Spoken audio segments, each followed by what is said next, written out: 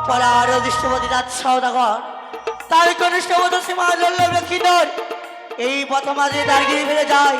তবে না না অধন্য দেখা যায় একটা বড় বৃক্ষ, সেখানে আমি কিছুক্ষণ বিলম্ব করবো, দেখবো সে কতক্ষণে আসছে। সত্যি অনেক বড় বিলম্ব হয়ে গেল। দাদু আমাকে বলেছিল লক্ষিন্দর স্কুল ছুটি হয়ে মাত্র তুই সোজা রাজপ্রাসাদে ছুটে আসবি, কিন্তু স্কুল ছুটি হয়েছে, দাদু আমাকে এখনো নিয়ে যাওয়ার জন্য আসলো না। না না না, বসে থাকতে থাকতে যেন আমি ভোর হয়ে গেছি। এখনই আমি নিজে পায়ে হেঁটে যাব ওই আমাদের রাজপ্রাসাদে। কি যুবক, তুমি কি পথ থেকে চলতে পারো না? তার মানে কি বলতে চাইছো তুমি? এই পথমাঝি এইভাবে আমায় কেন ধাক্কা দিলে গো? আমি তোমাকে ধাক্কা মেরেছি? সত্যই ঠিক জানি। আছে গো, পথে মাঝে তোমার সঙ্গে ধাক্কা লেগে আমার যদি কোনো অন্যায় হয়ে থাকে তুমি আমাকে ক্ষমা করে দিও, বেশ। আমাকে যেতে দাও। দাঁড়াও যুবক, বলছি কি শোনো, এই পথমাঝে আমি তোমাকে কয়েকখানি কথা জিজ্ঞেস করবো। এমন কি বলবে ভালো? বলছি তুমি কোথায় গিয়েছিলে? আমি গিয়েছিলাম স্কুলে। তোমার নাম কানি? আমার নাম শ্রীমান দুর্লভ লক্ষিন্দর। তোমার বাড়ি কোথায়? চম্পকনগর। তোমার পিতার নাম? চাঁদ সওদাগর। ও, আমি সবই বুঝতে পেরেছি যুবক, তোমাকে আমি একখানে কথা জিজ্ঞেস করবো। বলো বলো। বলছি তুমি কি বিয়ে করেছো? কি বললে? বিয়ে করেছো? আচ্ছা বলো তো, বিয়ে কোনো গাছের ফল, বিয়ে কোনো নদীর জল, বিয়ে কোনো খেলনার পুতুল, তাকে নিয়ে খেলাধুলো করা যায়? ছি, ছি, ছি, ছি, ছি, ছি। এত বড় যুবক ছেলে হয়েছে তবে কি জিনিস তা জানে না। একদম ঠিকই বলেছো, কেননা ছোট থেকে পিতা মাতা কোলে পিঠে করে মানুষ করেছে, তাদের মুখে আমি কোনোদিন বিয়ের কথা শুনিনি গো, আমি তোমার মুখে প্রথম ও, শুনলাম। জানো যুবক, আচ্ছা বলো তো, বিয়ে কি খাওয়া যায়? না তো বিয়ে কেমন হয়? জানো যুবক, তুমি যদি বিয়ে করো আমি কি সুন্দরী, আমার থেকে সুন্দরী করে লাভ করতে পারবি, সে কি করবে জানো? করবি? সে তোমার পাশে বসি তোমায় গানে শোনাবি, তোমার মিষ্টি মিষ্টি কথা বলবে গো। হয়, হ্যাঁ? তোমার মাথাটা খারাপ হয়ে গেছে, সরে দাঁড়াও তো, আমাকে যেতে দাও। সে কি?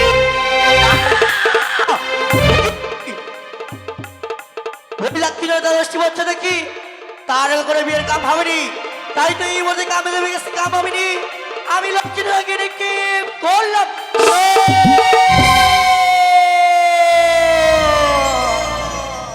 সে কি একটি অপরূপ সুন্দরী পথ মাঝে এসে আমার সঙ্গে কতগুলো কথা বললো, তার কথা না রেখে আমি চলে যাচ্ছি? না না না, তাকে দেখবার জন্য আমার মনটা যে ছটপট ছটপট করছে।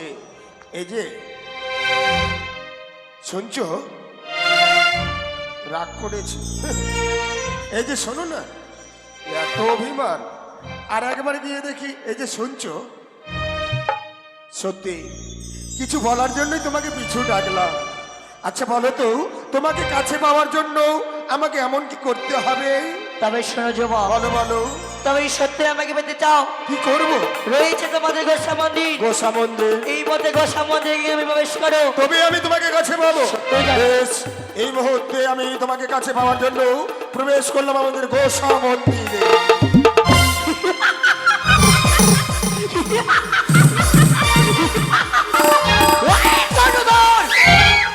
বলেছি আমরা চার সৌদাগর, কিন্তু আর মা মা বলে আমার চরণে পুজো দে।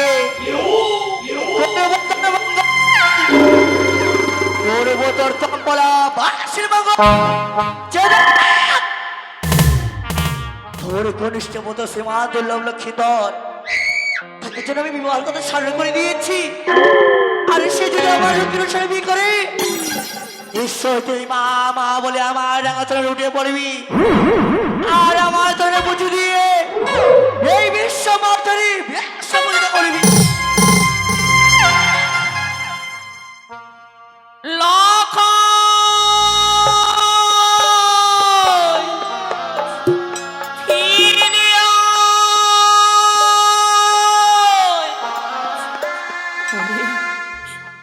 ওরে আমার বুকের মানি, একটিবারে মায়ের বক্ষে ফিরে আয়। দেখ না রে, কখন থেকে তোকে যেন আমি নয়নে দর্শন করিনি। ওরে রাখাল, একটিবারে মায়ের বক্ষে ফিরে আয়। ওগো ও ওগো আমার চম্পলার মায়েরা, তোমরা কি আমার লখাইকে দেখেছো গো? বলো না। সকালবেলা লখাইকে আমি পাঠশালায় পাঠিয়েছি, এক এক করে যেন সকল মায়ের সন্তান মায়ের বক্ষে ফিরে এসেছে। আর আমার লখাই এখনো যে মায়ের বক্ষে ফিরে এলো না গো। ওগো, তোকে দেখতে না পেলে যে আমি থাকতে পারি না।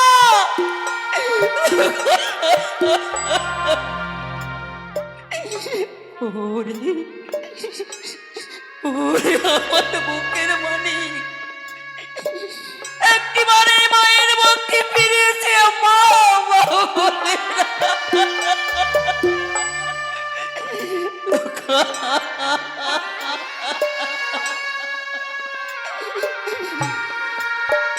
কোথায় গেলি রে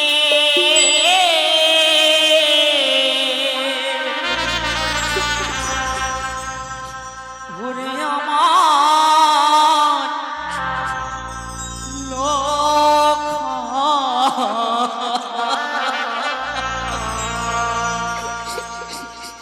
একবার মা বলে কোলে আয় রে।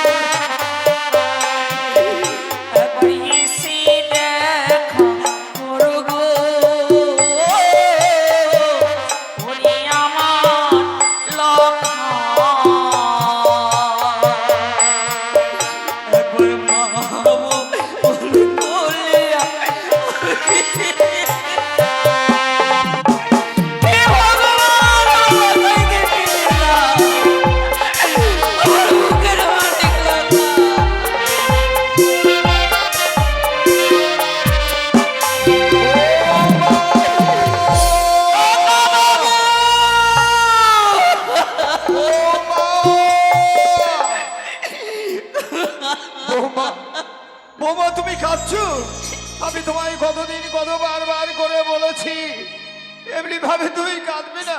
কাকা বলো তো মা, বাবু। এমনি ভাবে কেঁদে যদি ওই পাষাণে মাথাও ভেঙে দাও, আবার ছয় ছয়টি দাদু ভাই ফিরে এসে কখনো মা বলে ডাকবে না। তাই অমন করে কাঁদলে আমাদের যে লক্ষ্মীন্দরের অকল্যাণ হবে মা। জানেন কাকা বাবু, হ্যাঁ, লখাইকে বুকে পাবার পর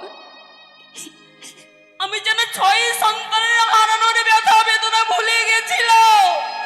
হ্যাঁ,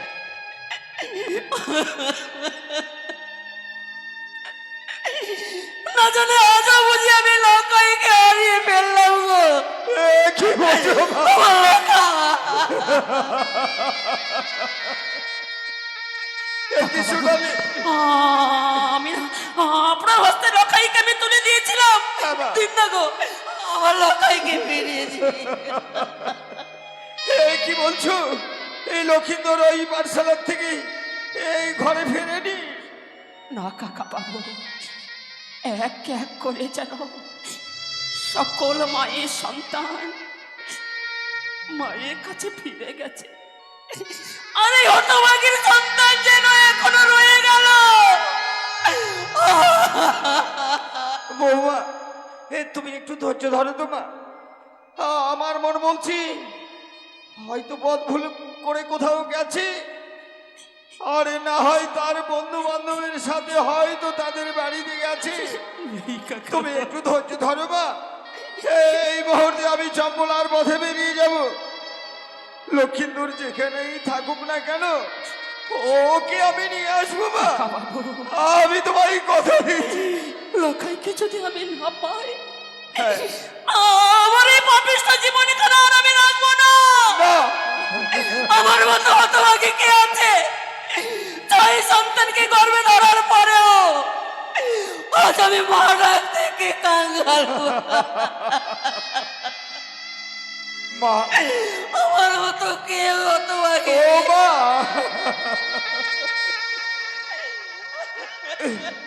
মাগো তুমি একটু ধৈর্য ধরো মা।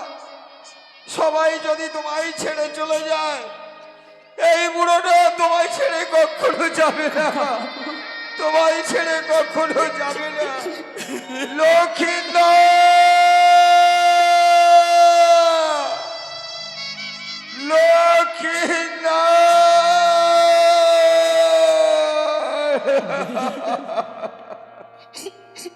ওরে আমার অভিমানী পুত্র, তুই না ছুটে এসে বলতিস মা আমায় খেতে দাও, বল না কে বা কে মা মা বলে ডাকবে? কে আমায় এসে বলবে মা আমায় মাটি ভরা দুগ্ধ দাও?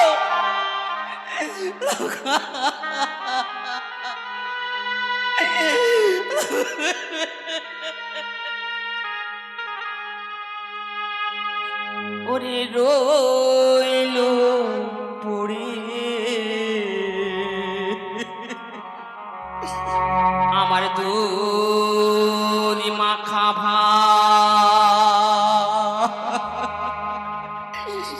আমার লখাই বুঝি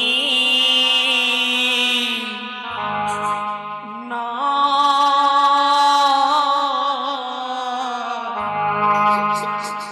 হায় রে বিধি